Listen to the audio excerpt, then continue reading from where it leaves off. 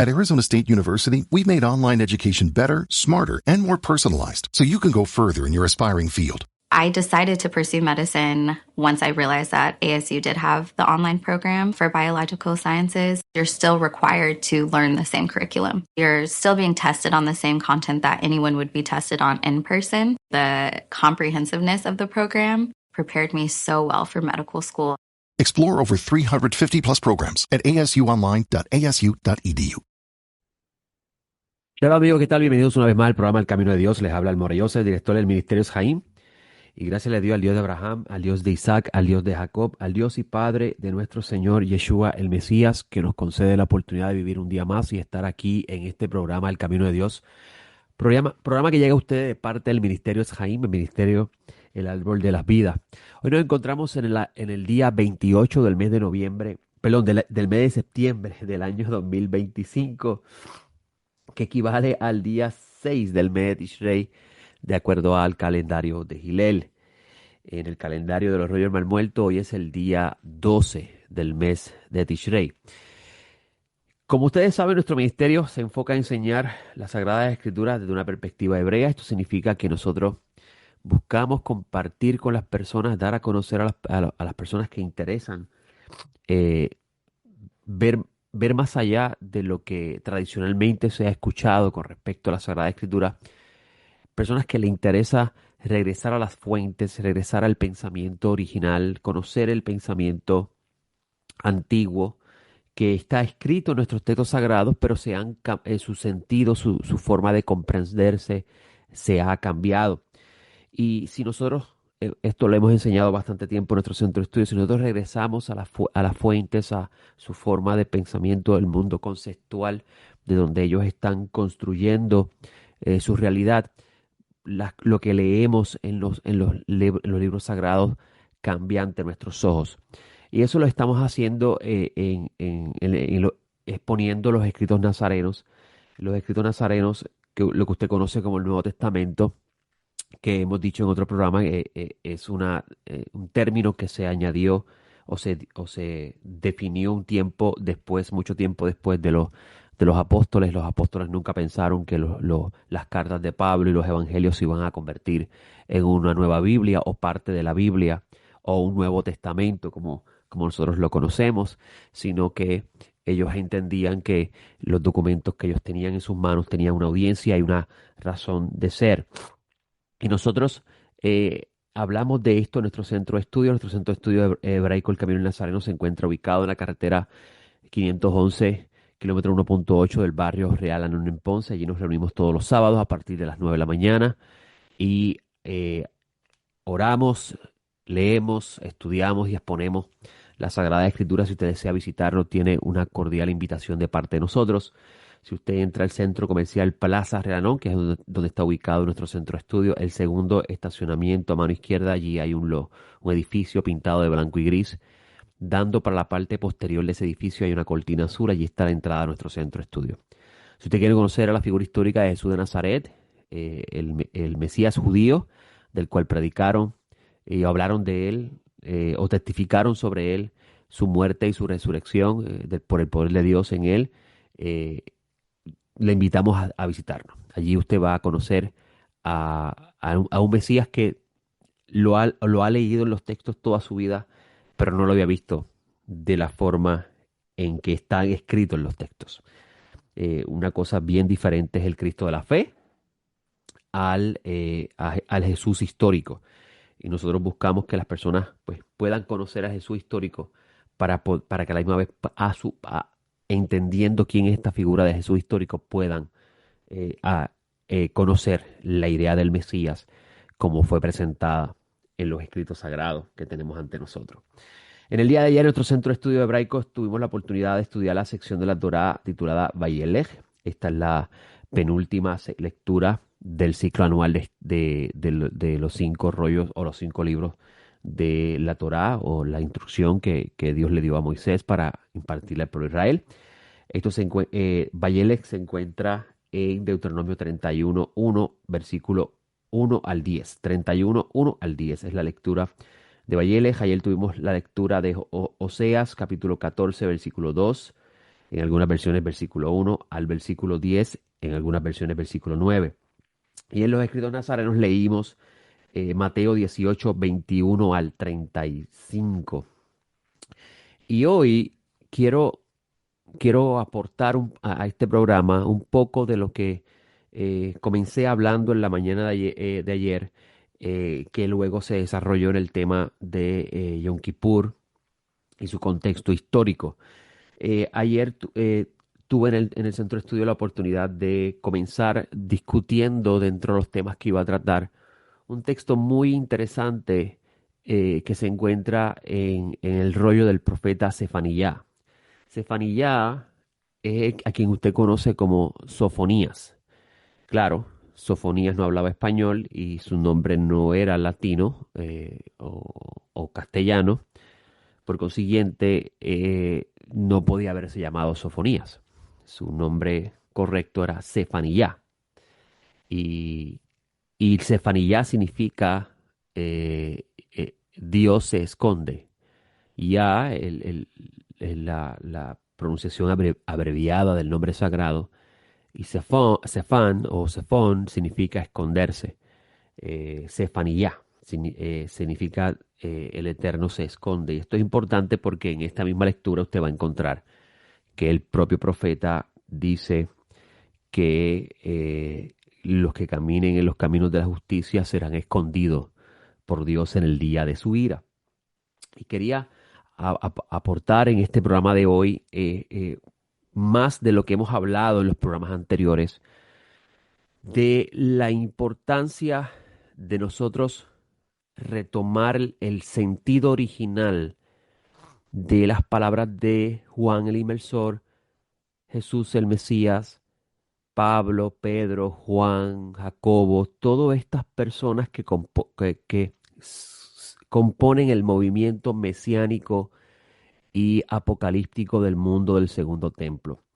En el mundo del Segundo Templo había una alta expectativa apocalíptica, o sea, ellos consideraban que estaban viviendo los últimos días donde Dios estaba revelando el fin y a la misma vez transicionándolos a ellos al reino de Dios, que ellos entendían y aún siguen entendiendo porque es parte de la escritura que se refiere al mundo presente en el que vivimos.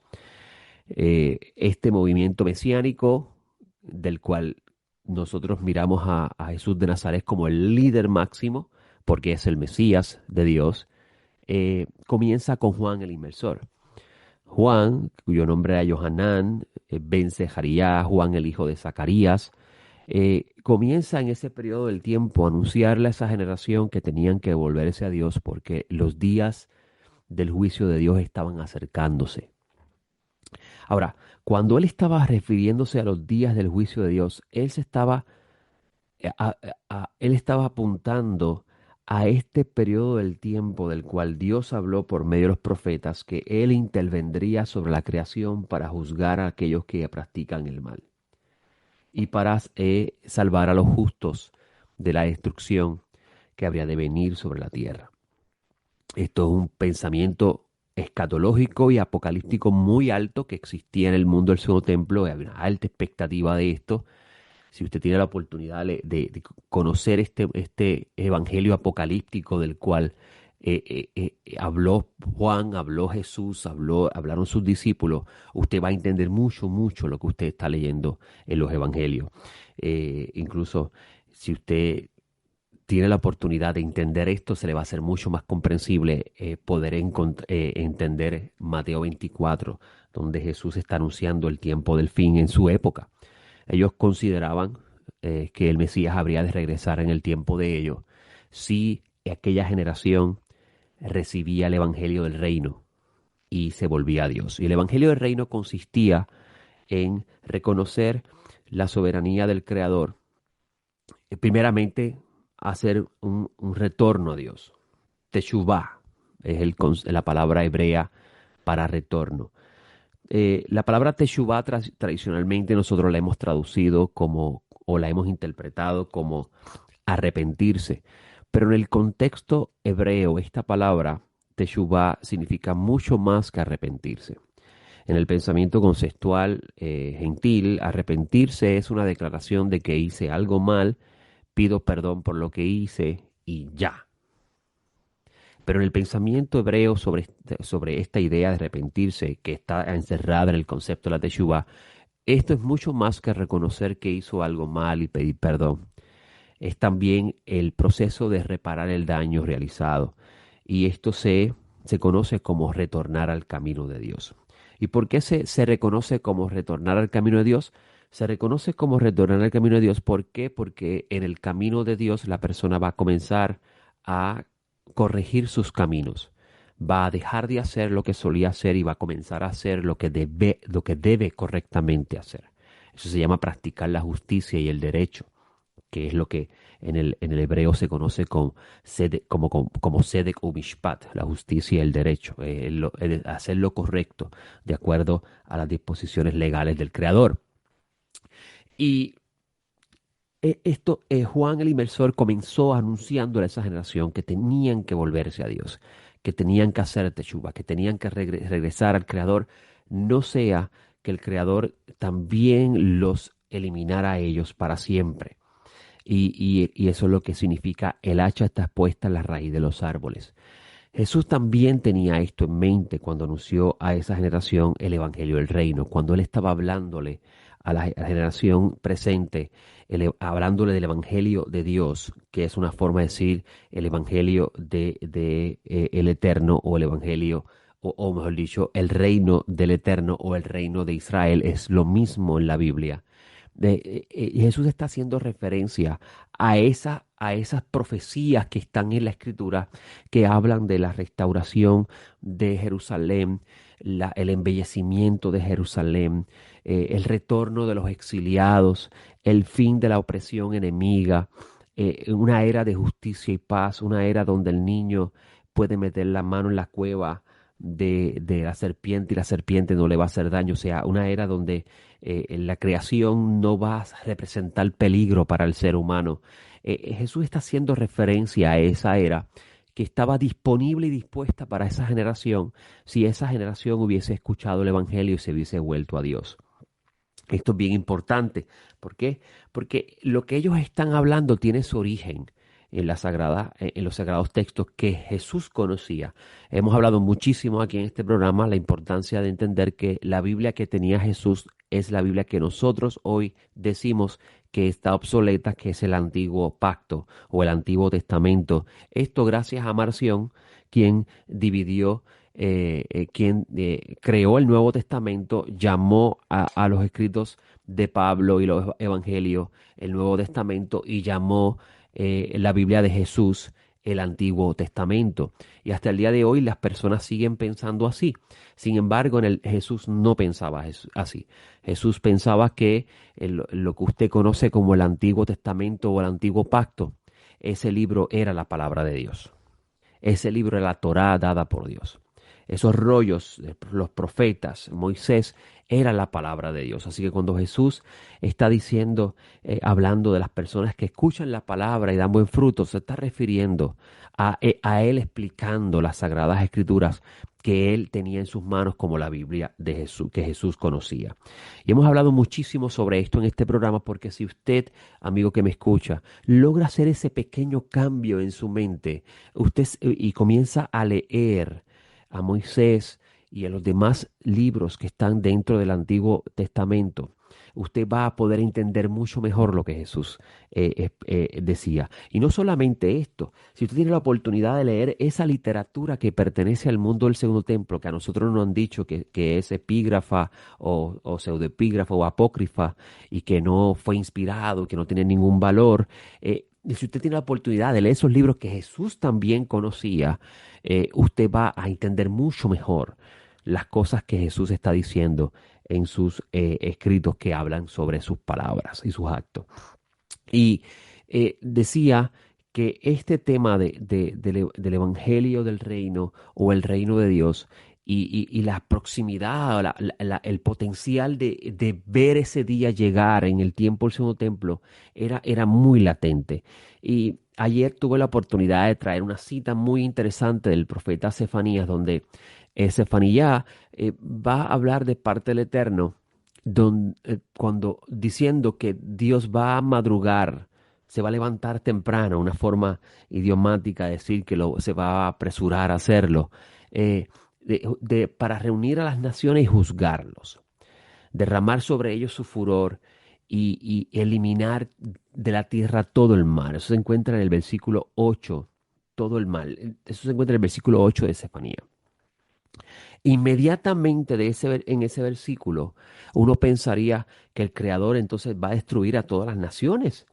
No va a haber naciones. No, eso no es lo que el texto está diciendo. El texto está hablando de aquellos que hacen el mal, aquellos que practican la injusticia, aquellos que ven al pobre, aquellas naciones que ven al pobre en necesidad y no extienden su mano para ayudarlo.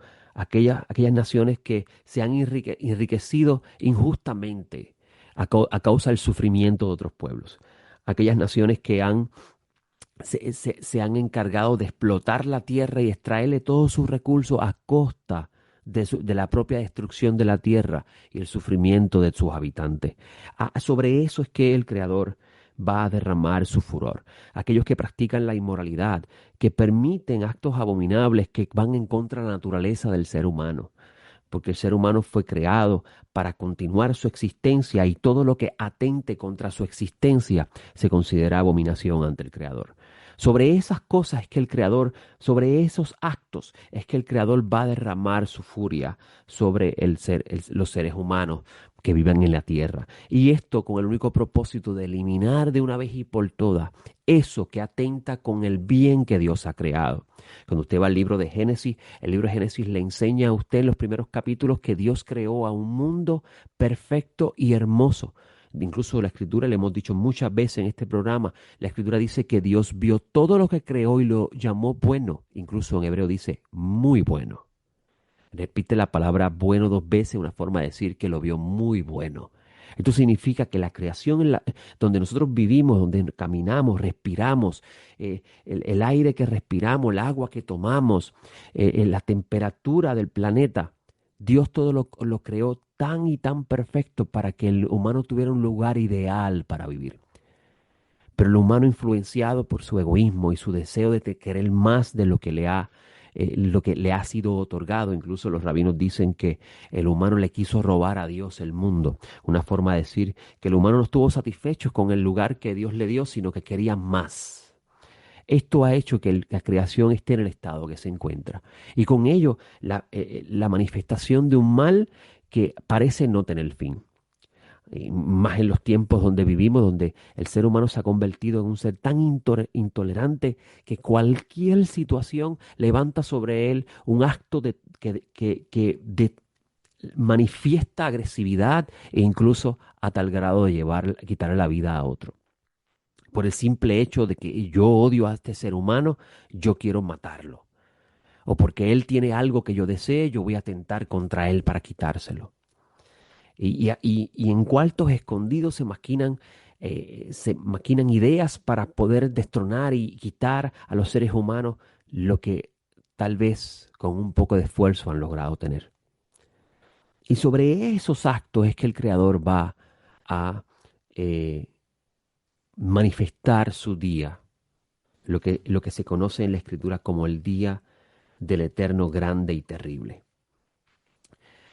Habacuc vio, o el profeta Habacuc se le dio a conocer estas ideas. Y Dios le dijo, el justo por la fe vivirá. La fe en que ese día ya va a llegar y creyendo que ese día va a llegar, aunque no lo vea en sus días, él vivirá caminando en la justicia de Dios, confiando en que este día va a llegar. Y es interesante esto porque en el profeta Sofonías también se habla de esto mismo. En el versículo 8, como le dice el Eterno al profeta, esperadme a mí hasta el día en que yo madrugue para juzgarlos. Pues mi decisión es reunir las naciones y congregar los reinos, para derramar sobre ellos mi furor, todo el ardor de mi ira, porque con el fuego de mi celo será devorada toda la tierra. Y como le dije, El deseo del Creador no es eliminar para siempre el ser humano. Si el ser humano es parte de su creación. O sea, si el Creador creó todo y lo llamó bueno, significa que el ser humano en su origen también fue llamado bueno. Ahora el ser humano se ha dañado y aún así tiene la oportunidad de retornar. Y ahí entra el concepto de la Teshuvah. Volverse a Dios. Y uno podría pensar que volverse a Dios significa convertirse en una religión, la religión judía o la religión cristiana. Sin embargo, estos dos conceptos de religión judía y religión cristiana, estas dos definiciones no existían en los tiempos de la Biblia. Dios hablaba de las naciones volverse a Él, pero no volverse judíos, ni practicar del todo la religión judía, pero sí conocer al Dios de los judíos. Porque al Dios de al pueblo de Israel se les reveló el Creador. El pueblo de Israel es el testigo del Creador. Es el pueblo que puede decir ante sus ojos que ellos vieron al Dios que creó los cielos, la tierra y todas sus huestes manifestar toda su gloria y esplendor en el Sinaí. Al pueblo de Israel se le prometió que de él vendría un descendiente de la casa de David que sería el rey de toda la creación, de todos los seres humanos. Un rey justo que practicaría la justicia, que no haría acepción de persona porque él, al ser una imagen de Dios, como Dios no hace acepción de persona, él tampoco hará acepción de persona. Un rey que traerá la verdad al mundo. Un rey que no se va a parar con arrogancia ante las otras naciones y decir cuán grande es él y cuán grande es su nación, sino un rey manso, humilde, que proyectará la gloria de Dios al mundo entero. Y ese rey es el que esperamos, ese líder es el que esperamos, y su nombre es Yeshua, el hijo de David. Y incluso Pablo de Tarso dice que a ese varón es el que Dios escogió para que él sea el que juzgue al mundo. O sea, Dios va a juzgar al mundo a través del Mesías. ¿Cómo será eso? Esperamos ese día pronto. Pero es interesante que ese versículo 8 de Sofonías dice eso y inmediatamente el versículo 9 dice, para ese entonces purificaré los labios de los pueblos, para que todos invoquen el nombre del Eterno y le sirvan en común acuerdo. Interesante, ¿no? Parece una contradicción. Dios dice, voy a madrugar para reunirlos a las naciones y destruirlos en mi furor. Pero también dice que Él va a purificar los labios de los pueblos. ¿Qué pueblos son estos? ¿Acaso no son estos pueblos las mismas naciones? No tiene sentido, ¿verdad? Esto nos enseña que en las naciones también hay justos. Personas que esperan la justicia de Dios. Personas que dentro de un mundo donde lo que gobierna es la mentira, la falsedad, las realidades ilusorias, lo que es un dato corroborable es llamado mentira porque ahora la verdad es según mi interpretación de la realidad. En un mundo donde todo parece falso, hay personas que se conducen correctamente. Hay personas que saben que la vida en este mundo es pasajera y que eventualmente vendrá el Creador juzgará sus acciones. Unas personas que tienen temor del Creador, unas personas que saben que vendrá un día donde Dios levantará un rey justo, que vendrá de parte de Él a redimir a los que le esperan. Y a eso es que hace alusión este versículo 9 del profeta Sefanía, cuando dice, para ese entonces purificaré los labios de los pueblos. Quiere decir que las naciones que sobrevivieron en ese momento, las personas que son de esas naciones que sobrevivieron porque fueron guardadas. Miren, interesante, el nombre Sefanía significa Dios esconde. Esas personas que son escondidas por Dios mientras Él está derramando su furor para destruir como hizo en Sodoma y Gomorra, que todavía hasta el día de hoy en la arqueología no se ha podido encontrar rastro alguno en esa zona de estructuras o osamentas humanas. El fuego y el azufre que cayó sobre ese lugar fue tan impactante que no quedó nada en pie. No hay rastro alguno de vida allí. Y esto es importante porque es de esa idea donde eventualmente en el pensamiento conceptual judío del mundo del Segundo Templo comienza a hablarse la idea del lago de fuego y azufre. El lugar donde Dios tira la basura, lo que no sirve. No para que allí esté quemándose eso para siempre, porque no dice que la persona o lo que se tira allí se va a quemar para va a estar quemándose para siempre, sino que ese fuego no se apaga. Significa que ese fuego está siempre latente para destruir. Y es interesante este concepto. Ahora, otra parte adicional que dice el profeta en este versículo que me llama muchísimo la atención es esa parte donde dice, les sirvan de común acuerdo. Una forma de decirnos el Creador que la confusión que tienen las naciones con respecto a la idea de Dios y la interpretación que le puedan dar al Creador, donde cada uno no se entiende, cada uno tiene su propia creencia con respecto al Creador, no existirá más. Esto es una forma también del profeta decir lo que el Creador hizo al principio de los tiempos, en un tiempo donde no tenemos forma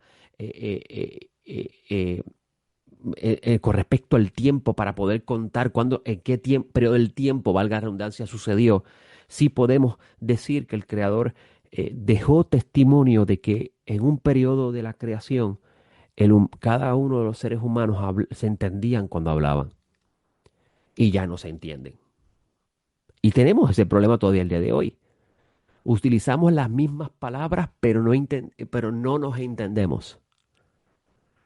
Así que el hecho de que podamos hablar todos español, por ejemplo, en el caso de Puerto Rico y otras partes del mundo que me escuchan eventualmente en el podcast, no significa que las palabras que utilice las van a entender igual.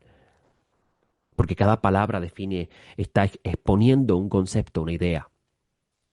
Y lo que está el profeta aquí diciendo es que en ese tiempo, todos los seres humanos que serán purificados sus labios, van en común acuerdo servir al Creador sin ninguna diferencia con respecto a creencias o pensamientos. Todos van a estar en una perfecta unión, acercándose al Creador. Y esto guarda perfecta relación con lo que dice el profeta Isaías en el capítulo 2 de su rollo, cuando dice que que el Creador bendito sea, y voy a buscarlo en los minutos que me quedan. Dice el versículo 2 del capítulo 2, y es una visión que tiene el profeta. Acontecerá en los postreros días que el monte de la casa del Eterno será establecido en la cima de los montes. Ese monte de la casa del Eterno se refiere a Jerusalén. Este versículo guarda perfecta relación con lo que eventualmente más adelante se va a escribir en los rollos de los profetas, donde dice que Jerusalén será restaurada y que incluso las naciones participarán en la reconstrucción de Jerusalén. Amigos, hoy en día Jerusalén está desolada. Grita llantos, pidiendo al Creador que la restaure. Y dice el texto, y se alzará sobre los collados y acudirán a él todas las naciones, e irán muchos pueblos y dirán, venid, subamos al monte del Eterno, a la casa del Dios de Jacob. Él nos enseñará sus caminos, y nosotros marcharemos por su senda, porque de Sión saldrá la ley, y de Jerusalén la palabra del Eterno. A mí me llama muchísimo la atención esta última expresión, porque tenemos personas diciendo, no, la ley fue abolida, ya no existe más la ley. Sin embargo, el profeta dice que en los días finales, en los días donde Jerusalén se volverá a convertir en la cabeza, en el monte más alto de todos los montes, los pueblos van a subir a escuchar la Torá de Dios, la Torá que sale de Jerusalén. ¿Pero acaso no es esa la Torá que Dios le habló a Moisés? ¿Cómo podemos decir que ya no existe más, que eso fue abolido, cuando el propio Mesías dice que eso no va a suceder? En el versículo 4 de ese mismo capítulo dice, Él juzgará entre las naciones y reprenderá a muchos pueblos. De sus espadas forjarán arados y de sus lanzas hoces. No alzará la espada nación contra nación, ni se adiestrarán más para la guerra. Esto significa que ya no habrán conflicto entre naciones. Hoy en día, las Naciones Unidas existen para intentar reconciliar las diferencias que existen entre los pueblos, para poder traer de cierta forma un ente de paz al mundo.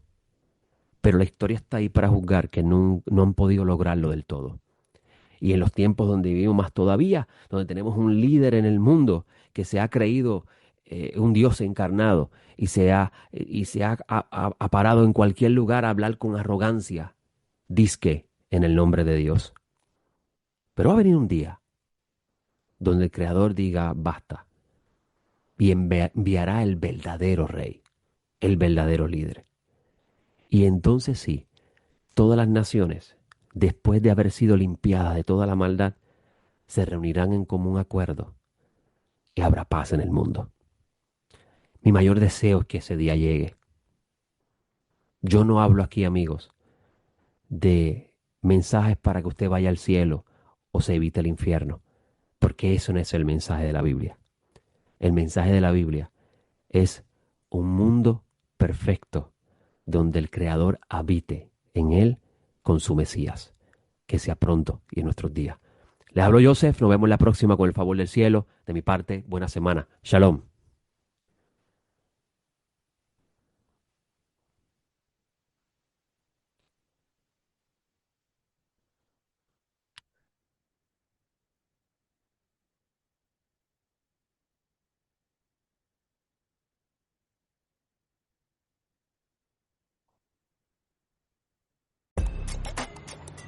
La nueva Vitamin Water Zero Sugar Pineapple Passion Fruit está llena de vitaminas, así como la cantidad de pez en esa oración.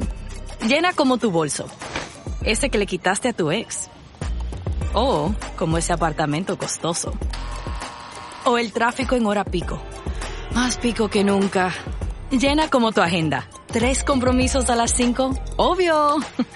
Toma una Vitamin Water. ¿Ya te dije que está llena de vitaminas?